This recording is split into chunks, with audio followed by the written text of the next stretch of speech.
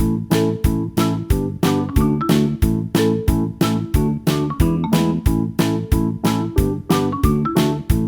बच्चों, कैसे हैं आप सभी।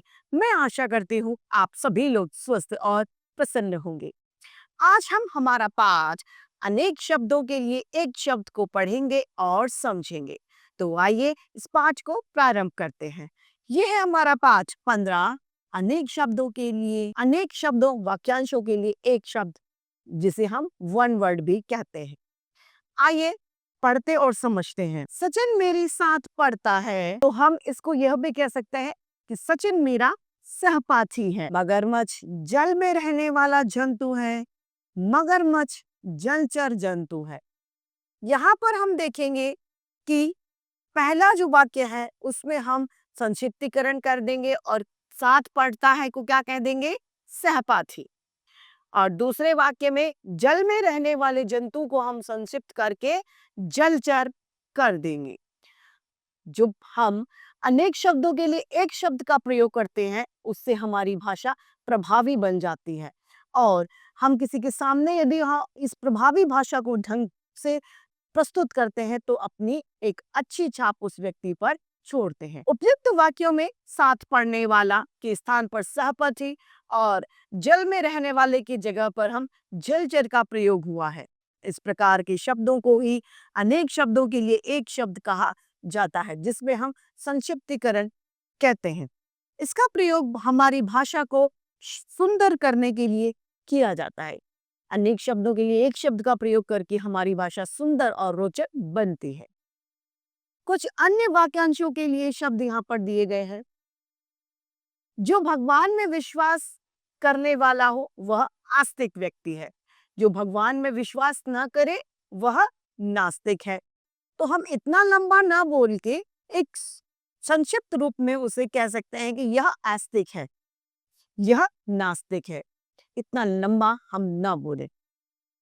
आकाश में उड़ने वाला कौन है, नभचर है। पुस्तकें लिखने वाला लेखक, हम ये नहीं कहें कि यह पुस्तक लिखने वाला व्यक्ति है, नहीं, हम ये कहेंगे यह लेखक है।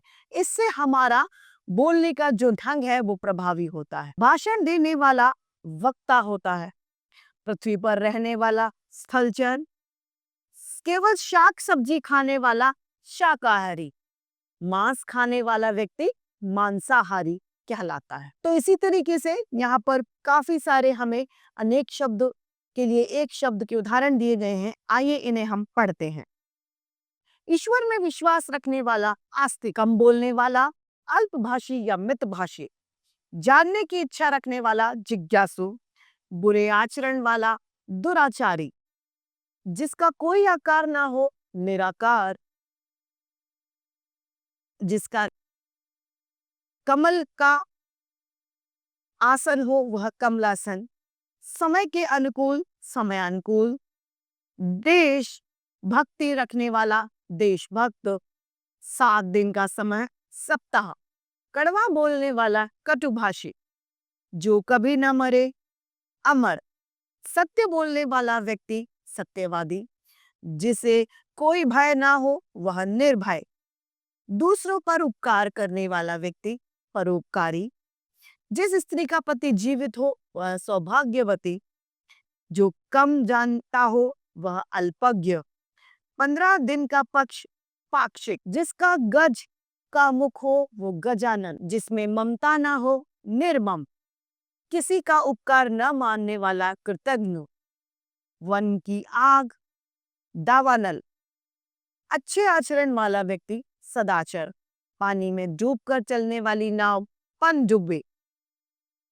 विश्वास करने योग्य विश्वसनीय।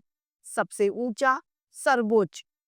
जो पढ़ा हुआ हो, जो पढ़ा हुआ ना हो अनपढ़। देश की सेवा करने वाला देश सेवक। मीठा बोलने वाला मृदुभाषी। जो कभी बूढ़ा ना हो अजर। जिसका अंत ना हो अनंत। सबसे अच्छा सर्वश्रेष्ठ। ईश्वर में विश्वास रखने वाला नास्तिक।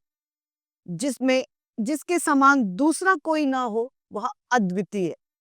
जिस व्यक्ति की पत्नी मर गई हो वह विदुर। जिसका पति मर गया हो वह विधवा, जिसके माता पिता मर गए हो वह अनाथ। तो इस तरीके से हमने देखा कि इतने बड़े बड़े वाक्य न बोलकर हम संक्षिप्त में अपनी बात को किसी के सामने प्रस्तुत कर सकते हैं।